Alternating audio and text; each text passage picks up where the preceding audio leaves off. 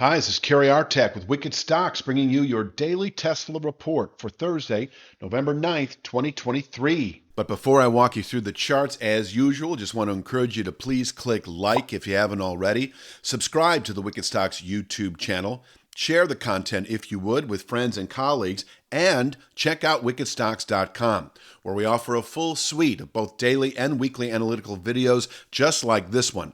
Daily analysis in the SPY and the Triple Q, that is the S&P 500 and NASDAQ 100 ETFs. Weekly analysis in the S&P 500 Index, the NASDAQ 100 Index, the Long Bond ETF, the TLT, as well as 2 individual stock picks a week that you never see on YouTube. That is 8 a month that cater to the 3 to 5 week swing trader out to the 3 to 5 month near-term investor. We're always looking for at least 20% moves on those stock picks, and you can check out all of this for no cost for 5 days. We offer a 5-day free trial up front with a wickedstocks.com subscription. So sign up for wickedstocks.com, check it all out. If you don't like what you see within 5 days, you can cancel your subscription at no cost to you whatsoever. On with the charts. I also want to mention, before I forget, that this week we put out a stock pick on Nike. You should check that out with the free trial. We'll be putting out another stock pick on Thursday. Don't know exactly which one yet. We have a host of them that we analyze in the morning before actually producing the 10-minute video. So check it all out, wickedstocks.com. Here we are with the big picture, working our way into the day itself. About a month ago, we settled below this 10-month channel bottom that is well above the market now at 256.20, indicating within 1 to 2 months, I think I said 3 to 5 weeks at one point, this 181.90 descending channel bottom. This 181.90 descending channel bottom remains an objective over the next month or less below, and I'll take you to the daily chart. This descending 1/3 speed line is at 222.38 today. Been holding pretty well the last week, can contain weekly buying pressures, and below which that 181.90 channel bottom, once again on the weekly chart here, in reach over the next 2 to 3 weeks. This could be more like 3 to 5 weeks, depending on volatility. But certainly within 3 to 5 weeks, I think, is the likely target time horizon. Now, there's no certainty that we'll fall into this zone, but holding below 222.38, technically speaking, it remains in play. And inversely, of course, if we close above 222.38, the chart looks something like this, expecting 234.26 within several days, 246.68 within a couple of weeks, and quite honestly, if we close above 222.38, I think over the next 3 to 5 weeks, we should make our way up into this 258.79 area, which is part of, I can show it here, 256.20 on the weekly chart. If we close above 222.38 over the next 3 to 5 weeks, looking for upward continuation. Until then, holding below 222.38 maintains 181.93 to 5 week downside objective. So if we close above 222.38, simply put, over the next 3 to 5 weeks, I think we rally into this narrowing 256.20 to 270.60 range of meaningful resistance, where we could top out well into the first quarter, fall off again, and if settled above, would represent a meaningful buy signal into later next year, into the second quarter anyway. I don't want to get too far ahead of myself. Let me get back to the day itself. Pushing or opening today above 222.38 should yield at least 230.61. That is this level here, if you can see it. That is part of that gap that occurred in the middle of October on our way down. This week's high is 226.37. Is it this week's? Yeah, that was Monday's high. We've got little levels on the way up, but in terms of the day trade, pushing or opening above 222.38, 230.61 is likely also to contain intraday buying pressures, and beyond which 234.26 in reach.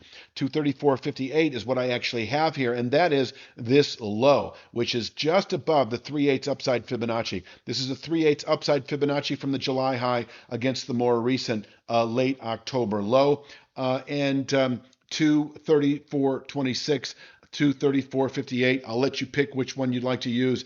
Able to contain daily buying pressures. It is a gap closing development by one count down to this September low.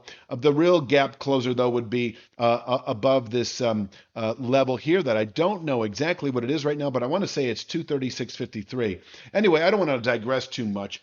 Bottom line, closing above 222.38, I see no good reason to be short Tesla as we move into December trade. The next 3 to 5 weeks then likely to push up into this narrowing zone of resistance between 256.20 and 270.60. On the weekly chart that comes in at 256.20 to 272.69, this area converging over the next month and a half.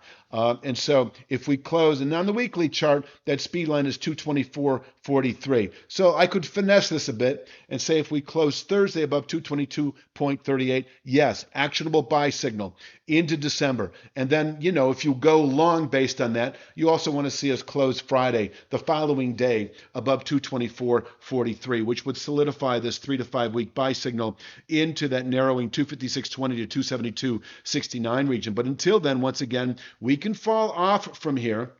And if I were to look at the downside today, I have 214.03, a still valid downside 3/8 Fibonacci over the last 2 weeks extremes. It can contain intraday selling. If we break 214.03, might we reach 203.23 intraday? I'll say no. In fact, what you're looking at here, I think, is kind of our 3 to 5 day swing trade. Holding below 222.38 will keep 203.23 in reach over the next 3 to 5 days. And yes, if we close today below 214.03, we could actually see this tomorrow, Friday.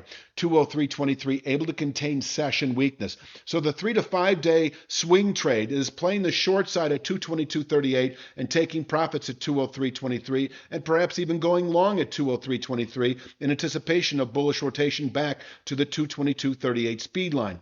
But just know also that the 2 to 3 week swing trade, 3 to 5 week swing trade remains negative below the 222.38 speed line in anticipation of the low 80s. 183.63 is the daily channel bottom to the 181.90 weekly channel bottom I've shown a few times already in this video.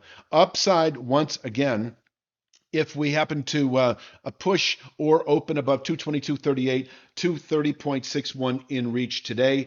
And if we close above 222.38, 234 handle, 234.26 to 58 in reach, probably tomorrow. By the end of next week, 246.68. So 3 to 5 day swing trade. If we close above 222.38, it is go long, stay long, potentially all the way up to 246.68 by the end of next week. 3 to 5 week swing trade. If you're short now, and you might be, because we have yet to close above 222.38, you want to reverse. Not only bail on that short position, but actually go long in anticipation of what I would call the mid 260s, this 270.60 channel top dropping gradually. So if you're an options trader, you may then, if we close above 222.38, reach for a 265 out of the money call that doesn't expire. I would go 3 months out on that. I don't think it'll take any longer than 3 to 5 weeks, but you don't want to see your premium decay in value substantially as you approach your objective. Inversely, if we're holding below 222.38 and you're playing the short side, you may consider just reaching for 180 or 185 out of the money puts that don't expire. I would once again go 3 months out. I don't see this taking any longer than 3 to 5 weeks, but if you go a month out on a cheaper option, lower premium, less costly option, you run the risk of being absolutely correct on the directional trade only to see nothing in return as the market approaches your strike price in the waning days of its existence. So I think I've said all there is to say for Thursday's, Tesla. I'll leave you with this chart. I think it's this chart most appropriate for the day. Please click like, share, subscribe. Check out wickedstocks.com. Take advantage of our 5-day free trial. I'll be back tomorrow with Friday's Tesla. You have a great day.